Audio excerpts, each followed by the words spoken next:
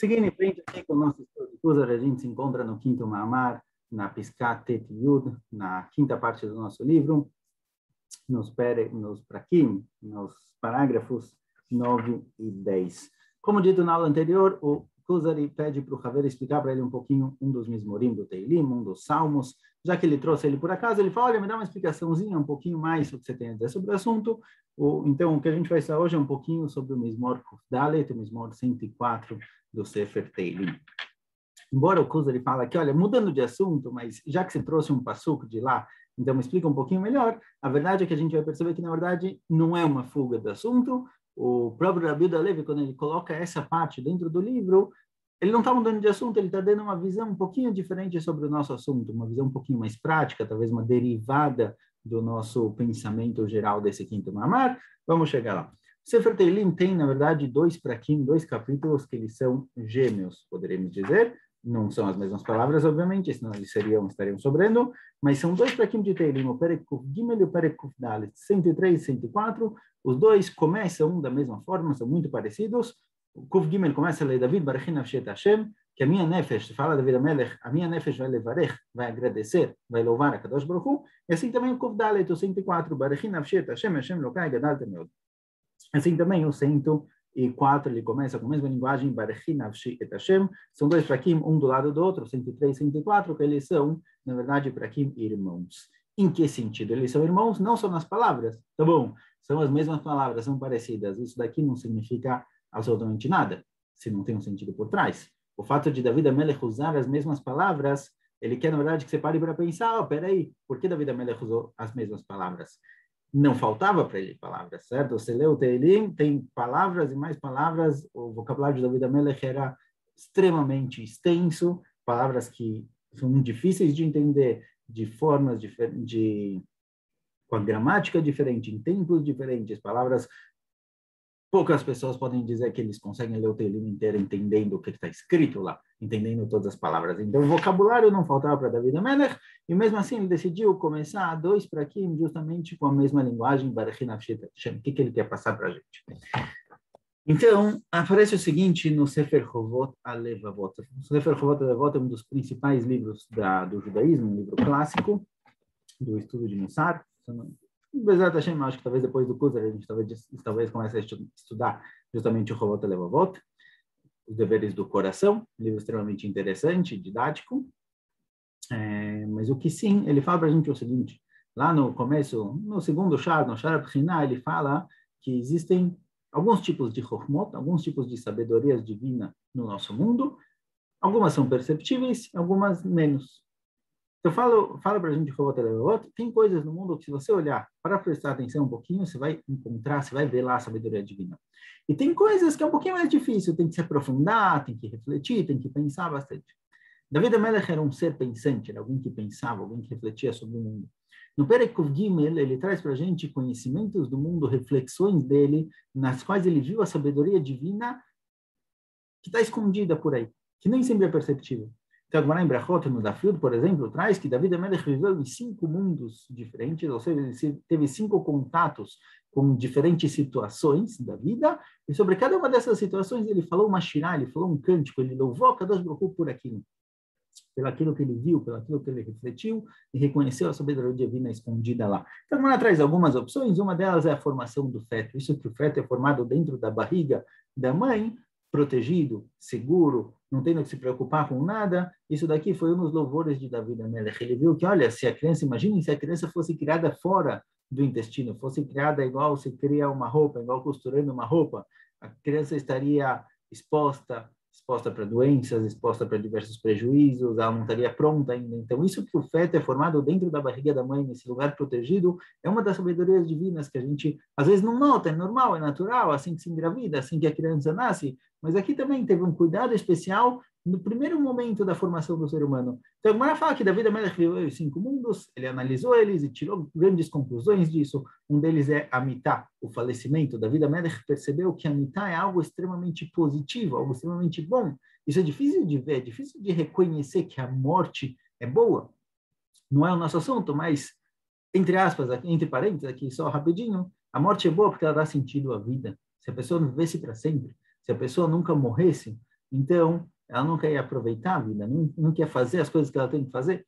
Alguém que tem um trabalho para fazer, tem uma entrega, algum trabalho, seja na faculdade, seja no trabalho mesmo, para entregar um projeto, se ele não tem um deadline, se ele não tem uma data específica para entregar aquilo, muito dificilmente ele vai acabar aquilo a tempo. Então, o fato de que as coisas acabam é o que dá sentido para a existência delas. Então, assim também a morte, mas esse não é o nosso caso.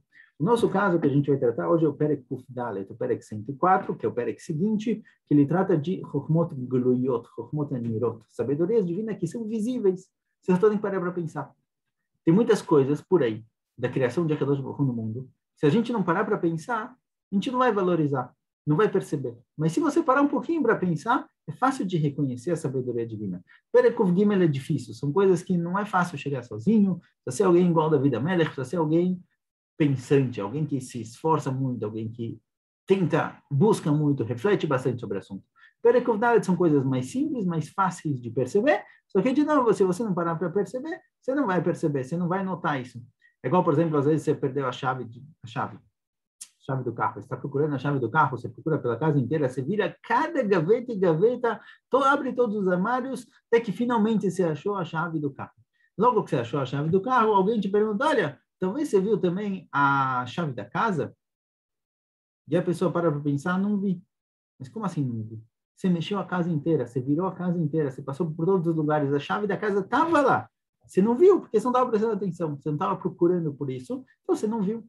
A sabedoria divina que está no mundo também, ela está lá. É fácil de ser vista, mas tem que parar para pensar. Se você não parar para pensar e refletir, você não vai ver. Você vai poder viver a vida inteira sem ver isso, mas, Baruch Hashem, a gente tem o Sefer HaKuzari, a gente tem a Vida Levi, que fala para a gente, olha, para pensar, para ver. Temos a Vida Melech também, que fez isso. Então, hoje a gente vai focar, não vai dar para ler aqui todo o Mizmor do Teilim, todas as explicações e tudo que a Vida Melech tem a dizer sobre o assunto. A gente vai pegar alguns pontos específicos que aparecem aqui no Sefer HaKuzari. Então, esse Mizmor de Teilim, na verdade, como o próprio Haver já traz, ele pode ser equiparado, ele tem, na verdade, a mesma ordem de Maaseh Bereshit, da criação do mundo. Primeiro, David Amelech fala o Teor Kassamlah, que está falando sobre a criação da luz, a criação do primeiro dia, depois no Teshamayim Ka'eriah, depois a criação do céu, como o Deus falou, Yehirakia, a criação do céu e da terra. Então, aqui ele vai seguindo justamente nessa mesma ordem, o primeiro dia, o segundo dia, o terceiro dia. Então, se a gente for comparar esse Mizmor do Teilim com uma Sebereshit, com a criação do mundo, a gente vai ver que tem uma certa... Eles seguem a mesma ordem, porque esse é o ponto desse Perek de Teilim. David Amelech está refletindo sobre o mundo, sobre a criação, sobre como as coisas foram criadas e qual a função delas, e qual a sabedoria divina que traz uma certa toelet, certa função, algo bom para o ser humano. Então, ele vai seguindo justamente essa ordem. Tem aqui alguns interessantes que eu peguei para a gente focar um pouquinho mais. Aparece, por exemplo, o Sefer HaKuzari, ele traz uma certa contradição. Está escrito na Torá, Lerokah haaretz alamayim, que a Kadosh Baruch Hu, ele colocou a terra sobre a água. Que embaixo da terra existe água. Essa é uma das brachot que a gente faz todo dia de manhã, que existe terra firme, que não é só água. A gente não conseguiria viver na água, a gente precisa da terra firme. Então, a gente agradece pela terra firme que está sobre a água. Porém, tem um outro passuco que diz para a gente o seguinte, Tehom kalavush kisito, que todo o Tehom, toda a existência, toda a terra do mundo, ela estava toda coberta de água. Na verdade, explica o Kuzari, no começo da criação, a terra era totalmente plana, completamente plana. Não a circunferência, a terra era redonda, a terra sempre foi redonda, vai continuar sendo redonda, mas a área terrestre não tinha montanhas e vales, era completamente plana, eram só planícies. Isso foi no início.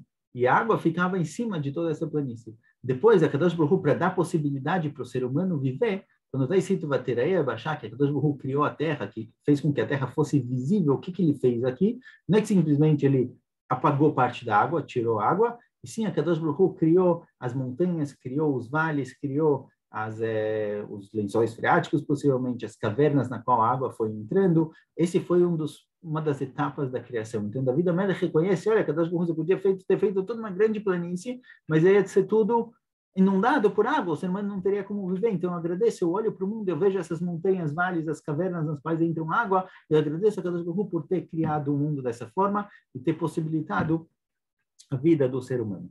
Matzmiach hatzir labehemah. Outra coisa que David Amelech traz aqui, que são ervas daninhas, plantinhas que crescem por aí. A priori, a gente diria, olha, essas plantinhas cresceram por aí, cresceu por acaso, caíram sementes, os passarinhos andaram com sementes de um lado para o outro, caiu aqui, elas cresceram. É por acaso, não tem nenhum sentido, não tem nenhum motivo, às vezes nem é bom para o ser humano, ervas daninhas. Fala da vida melhor, não, isso é bom para os animais. Tem muitos animais que eles dependem dessa plantação, dessa grama que nasce sozinha. Então, embora para o ser humano não tenha nenhuma toelha, não tenha nenhuma utilidade, tem muitos animais que eles realmente dependem dessas pequenas plantinhas que nascem por aí, dão para eles alimento.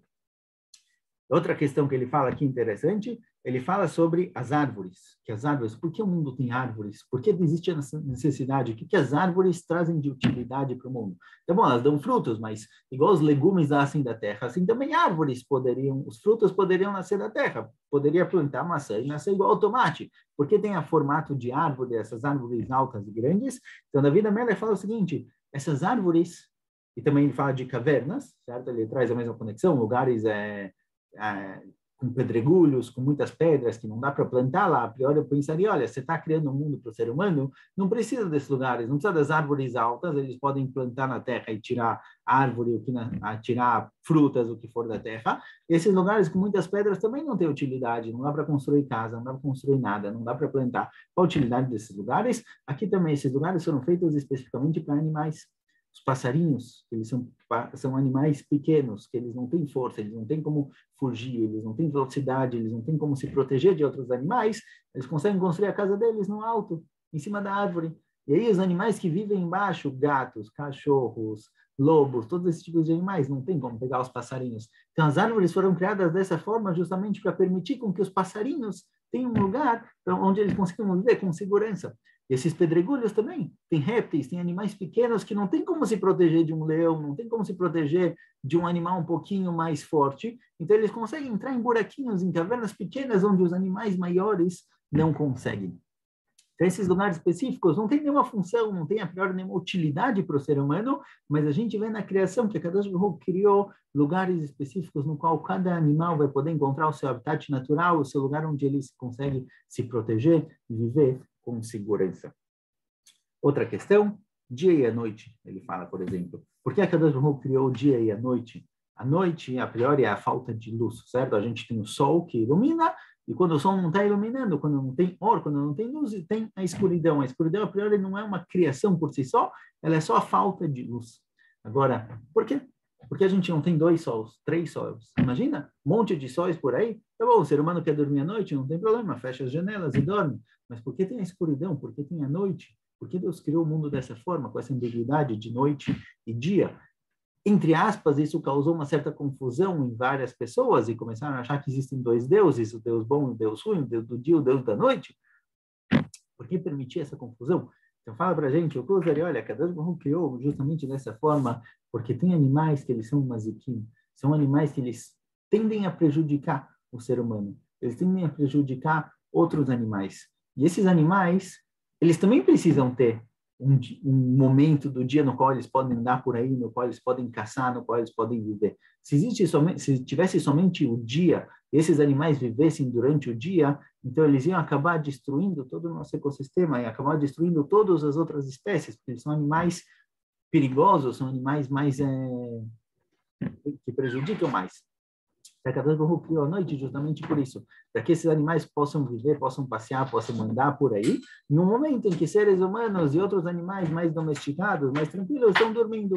Então, durante a noite, a coruja, o morcego e outros animais que poderiam prejudicar nosso ecossistema, eles têm a noite, tem o momento deles, o momento do dia no qual eles podem aproveitar, podem passear por aí, sem criar essa rixa, sem criar esse atrito entre esse tipo de animal e os animais mais calmos e mais tranquilos.